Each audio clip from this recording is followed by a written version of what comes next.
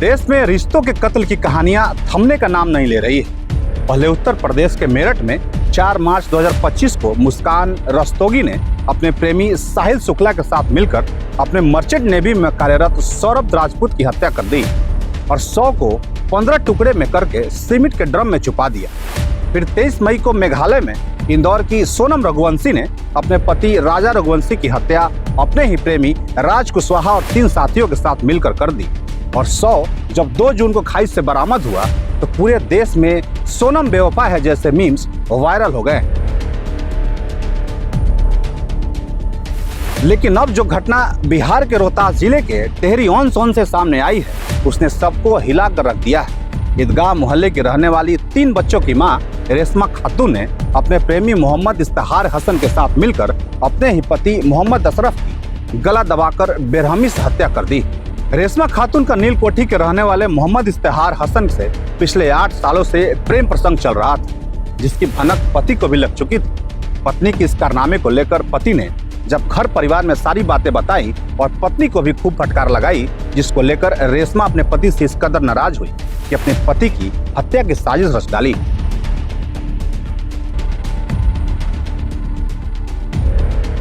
2 बजे के आसपास पुलिस को सूचना मिली कि एक रेशमा खातून नाम की महिला है, उसके द्वारा अपने 2 सहयोगियों के साथ मिलकर अपने पति की हत्या कर दी गई। पुलिस तुरंत वहां पहुंची।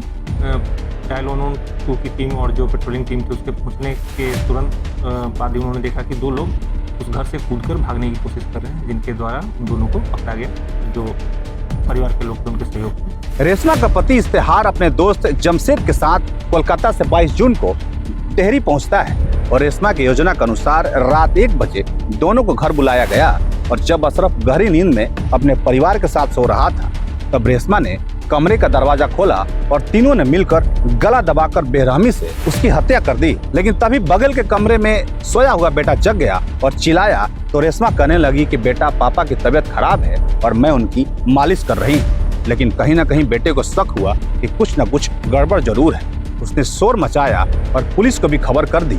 इसी दौरान मोहल्ले के लोग जुट गए। इफ्तिखार और जमशेद भागने लगे, लेकिन इफ्तिखार छत से कूदकर घायल हो गया और लोगों ने उसे पकड़ लिया। सूचना मिलते ही पुलिस भी मौके पर पहुंच चुकी थी और तीनों रेशमा, इफ्तिखार और जमशेद को गिरफ्तार कर लिया। मोहम्मद अशरफ की हत्या उसकी पत्नी रेशमा खातून ने अपने सहयोगी मोहम्मद इफ्तिखार हसन और मोहम्मद जमशेद के साथ मिलकर एक बहुत ही क्रूर तरीके से एक साजिश के तहत ये हत्या की गई।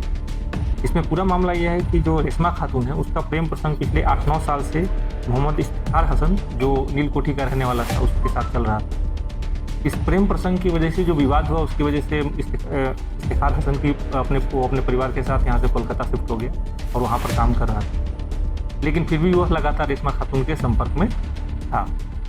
इसी बीच जो मृतक मोहम्मद अशरफ है उसकी तबीयत खराब थी। उसकी तबीयत खराब होने का फ़ायदा उठाकर रेशमा खातून ने एक बहुत ही खौफनाक तरीके से एक साजिश रची, जिस साजिश के तहत इस तरह का योजना बनाया गया कि रात्रि में जो इफ्तिखार है और उसका एक सहयोगी मोहम्मद जमशेद, दोनों को बुलाकर इसकी हत्या कर दी जाएगी और पड़ोसियों और बेटे को सबको बताया जाए कि बीमारी से इसकी मौत हो गई। मृतक अशरफ टोटो चलाकर अपना परिवार पाल रहा था और उसकी बेटी की शादी भी तय हो चुकी थी। सवाल यह है कि क्या प्यार की राह में पति ही रुकावट माने जाने लगा है? क्या रिश्तों में भरोसे की जगह अब खून ने ले ली है? पहले मर्जी के खिलाफ शादियां तोड़ी जाती थी, अब मर्जी के खिलाफ जिंदगियां तोड़ी जा रही।